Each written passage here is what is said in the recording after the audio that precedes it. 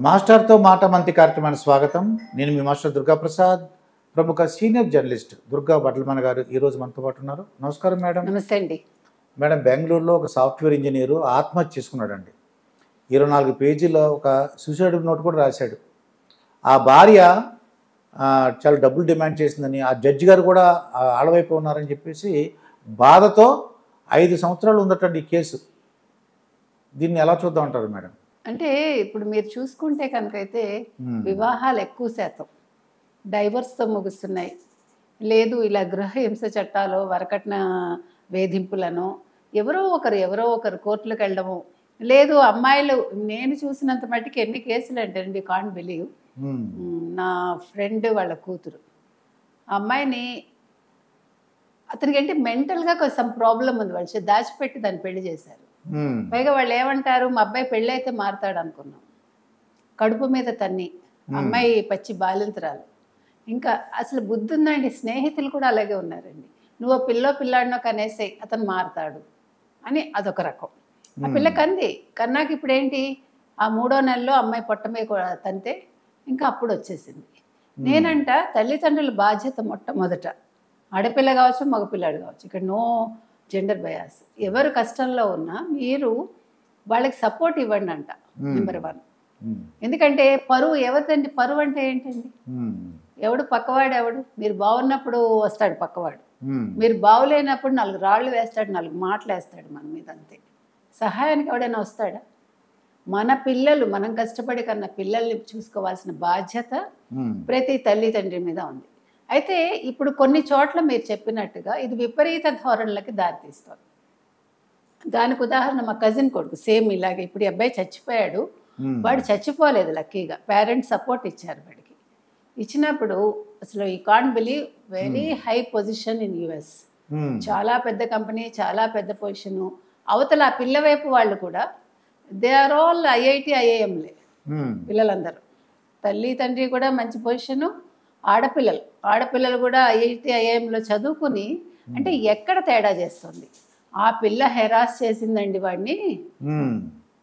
ఇప్పుడు అన్నం స్టవ్ మీద పెడుతుంది అనుకోండి, అన్నం చూడు అని పొరపాటున వాడు అంటే అంతే, అది అన్నం మాడిపోతుంది, కావాలంటే చేస్తుంది. ఇంటికి ఎవరు రాకూడదు, ఇతని తల్లిదండ్రులు రాకూడదు, ఇతని ఫోన్ మాట్లాడకూడదు తల్లిదండ్రులతోటి, చెక్ చేస్తుంది. డబ్బులు 1 రూపాయి కూడా వాళ్ళకి ఇవ్వకూడదు, జీతం అంతా ఇతను ఈమెకే ఇవ్వాలి. మళ్ళీ ఆ అమ్మాయి కూడా హైలీ క్వాలిఫైడ్, మంచి జాబ్ చేస్తుంది. 4 సంవత్సరాలు 4.5 సంవత్సరాలు హెరాస్ చేసిందండి.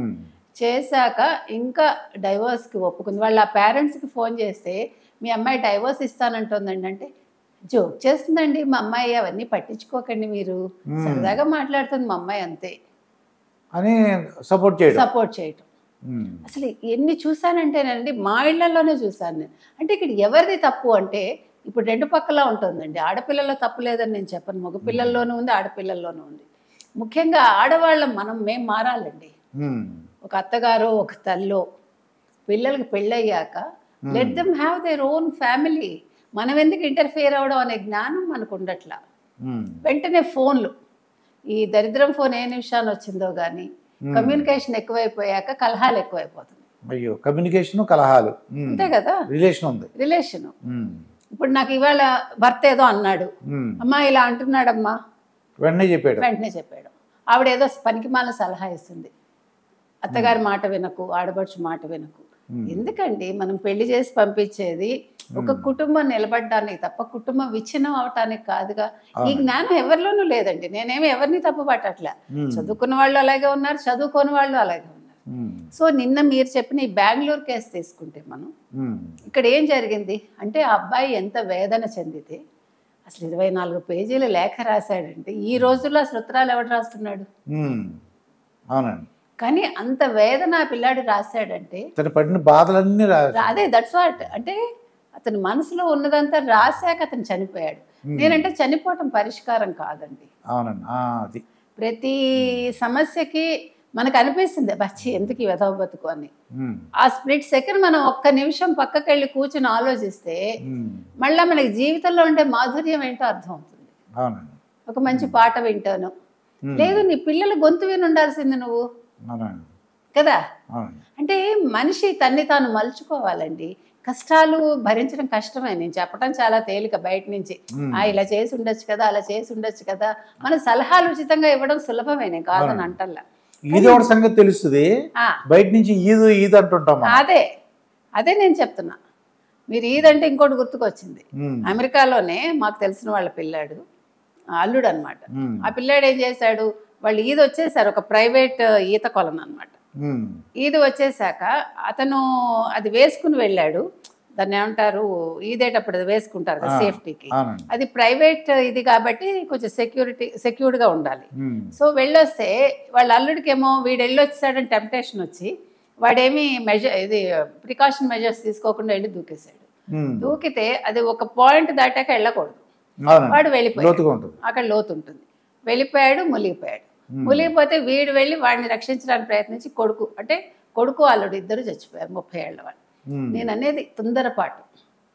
ఇంకొకటి అండి, ఎప్పుడు కూడా మునిగిపోయే వాడికి మనం చేతులు అందించకూడదు.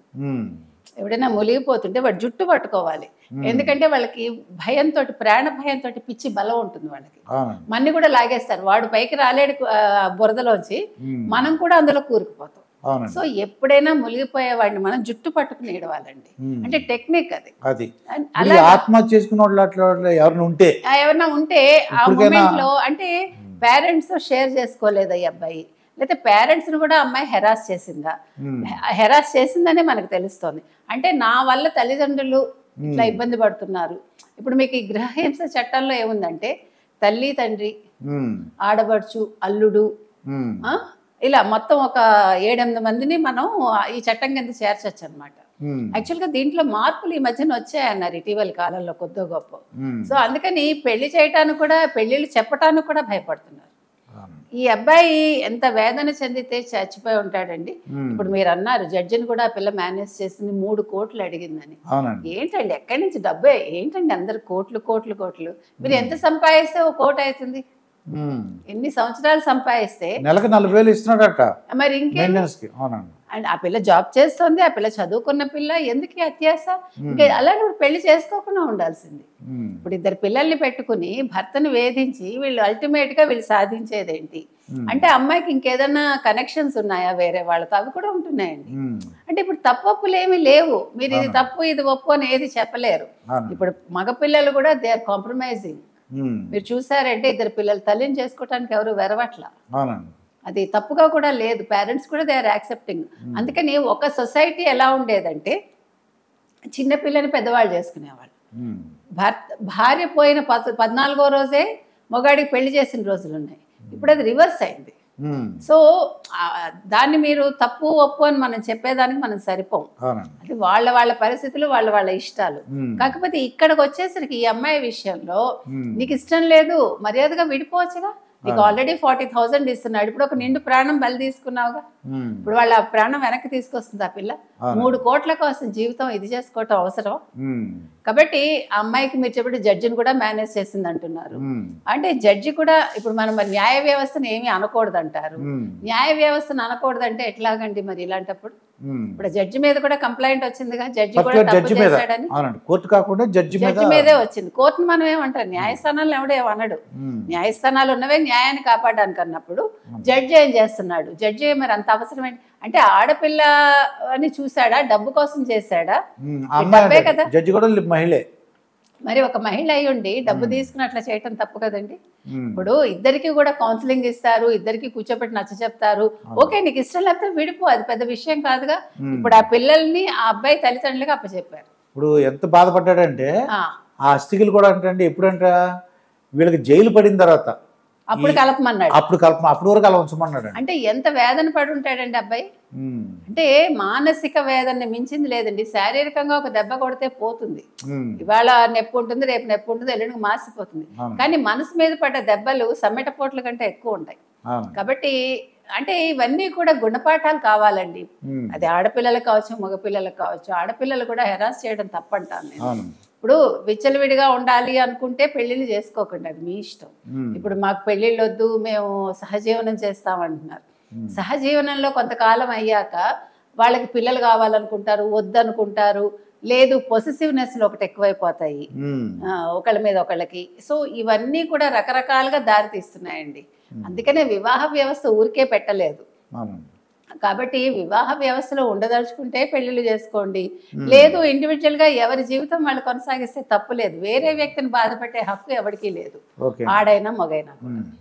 ఇదండి దుర్గా వడ్లమాన్ గారితో జరిగిన ఇంటర్వ్యూ. మరొక ఇంటర్వ్యూతో మీ ముందు ఉంటాను. మీ మాస్టర్ దుర్గా ప్రసాద్. నమస్కారం మేడం. నమస్తే అండి.